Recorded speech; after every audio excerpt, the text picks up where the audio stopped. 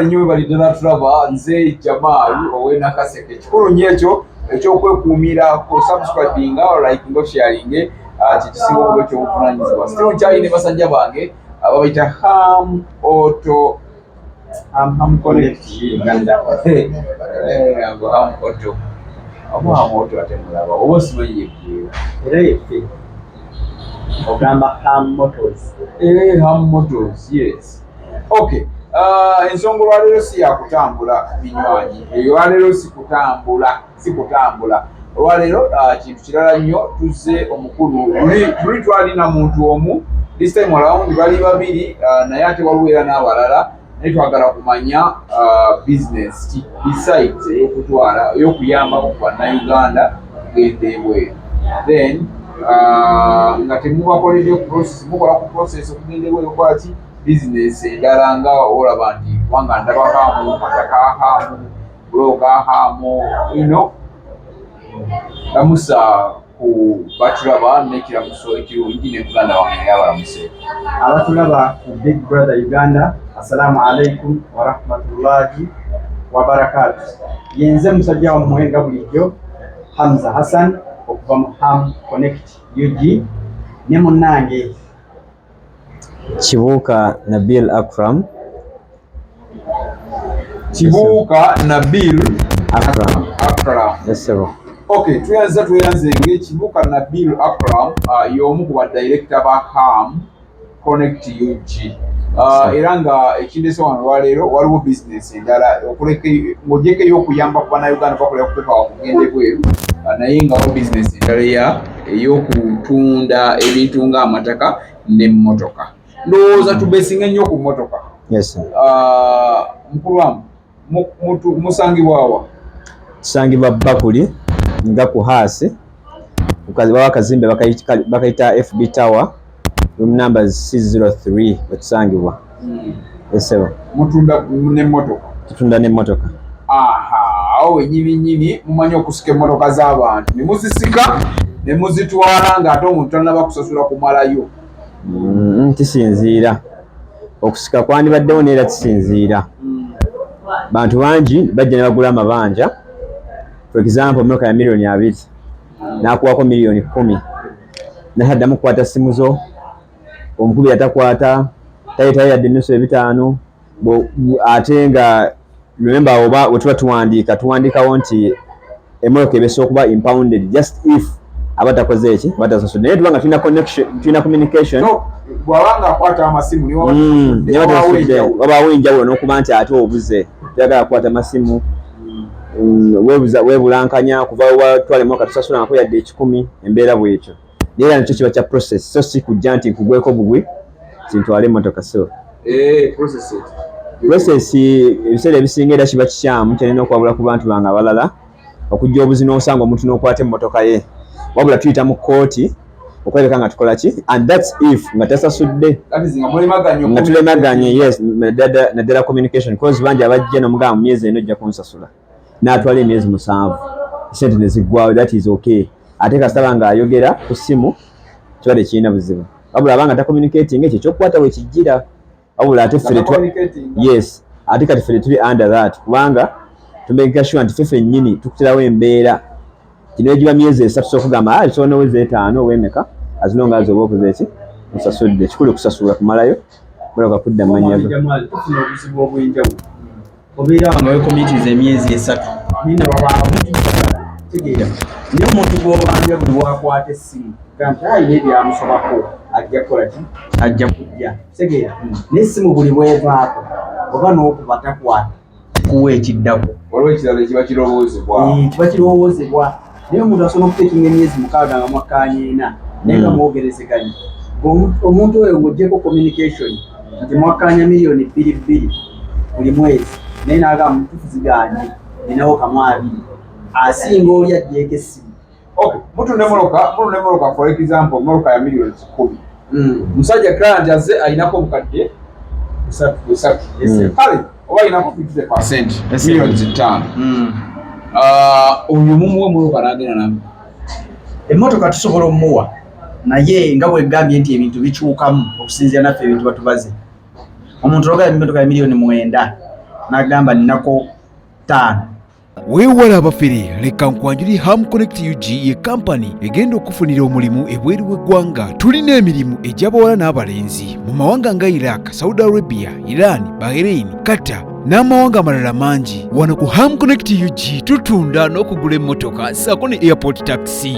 Gwe omwana ow'obuwala olina passport oba tolina, jangu ku ofiisi zaffe. Ham Connect UG emirimu gy'abalenzi nagyo tugirina nga ba security guards, ba cleaner, ba housekeeper. Gwe ayagala okumanya ebisingawo tusange ku FB Tower Building ewa Bakuli room number C03 oba tukubire ku namba z'essimu zino noti 755936 ne noti 7551559193. Ffe aba Ham Connect UG tutuukiriza ekirooto kyo.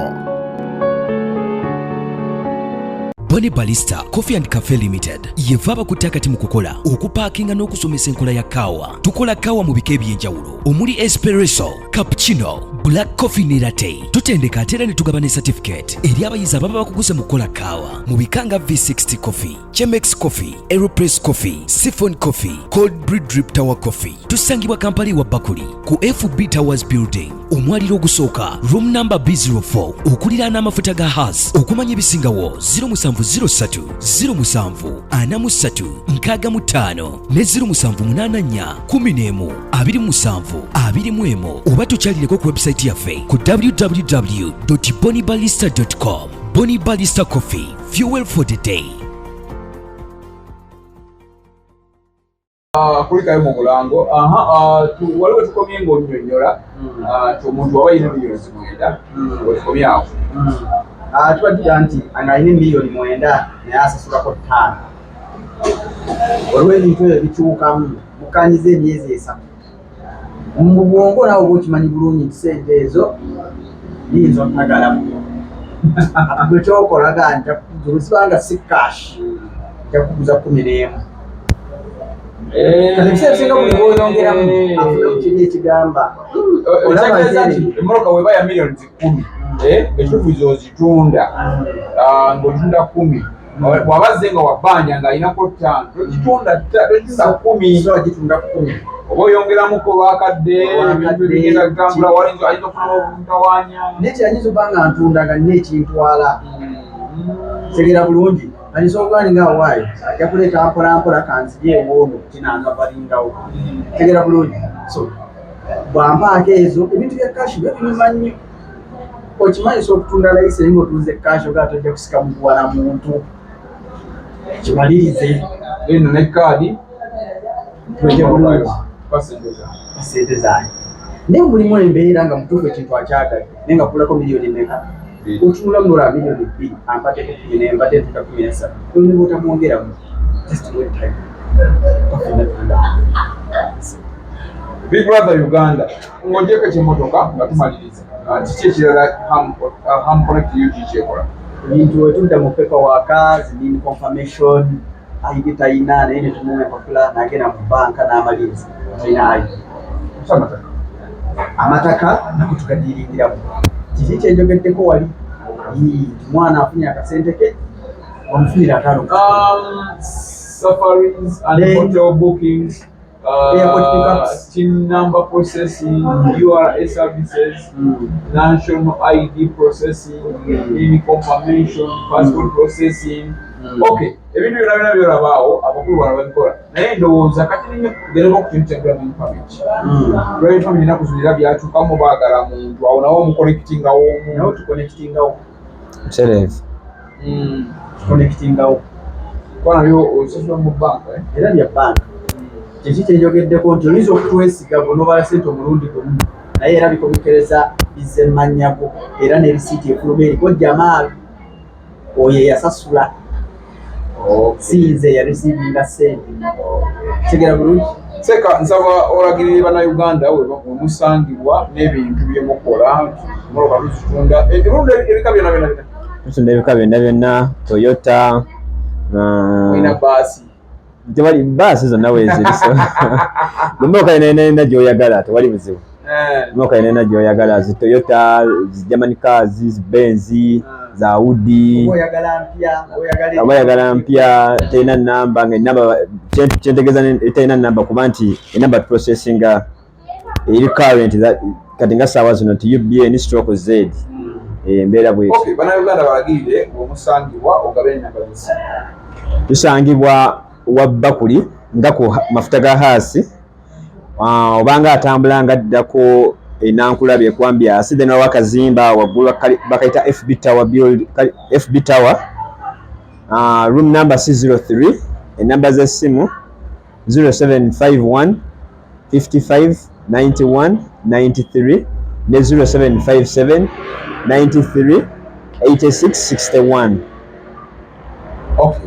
Tuyanze ndiba bita HAMConnect baganda bange bano nga basalawo okujja bayambe bannayuganda mu bintu ebyenjawulo. Balina office tebali ku street era office yawe yolaba bali organized bulungi nnyo. Ojja n'akasente ko ojawulira receipt webiri wano eno era basobola okukulagako munaana osobola okumanya nti HAMConnect ojawulira receipt balina n'ebinene byennyininyini ebyaddala zino ndagaano kati kwetegeeza nti bali very organized license so jangu ngoze mu kifo ekituufu. Webale nnyo webalire ddala njagala okusiibulira wano oba olina kyoyagala okubuuza genda mu comment section. Ndowooza nja kubategeeza olunaku olutunakolamuko live nja bakolerako ku live lumu mubuuze ebibuuzo bye mwagala kuli live ku Facebook n'oku YouTube nja bakolera live wano wennyininyini office babuuze bye baagala mubaddemu. Webale nnyo webalire ddala akume atakumira mpeera nze Bigro Jamal olina kaseke Ssaabasajja Kabaka wa Buganda wange. Victory School of Beauty and Hospitality Management ly'ettendekero erikyasinze okubangula abayizi mu misomo egy'emikono. Tusomesa okusala n'okusiba enviiri, ebyokwewunda, okufumba, okuweereza mu mawoteeri, okutimba ku mikolo, okukuga mu busomesa obw'amakanika n'ebirala bingi. Tuyina ebisulo eri abava ewala. Tuyambako n'abayizi okubafunira emirimu. Jangu weewandiise kati oleme kufikkira. Tusange Nateete ku bitaala oba kuba ku ssimu noti 7 293 729 oba noti 755 155 422. Victory School of Beauty and Hospitality Management.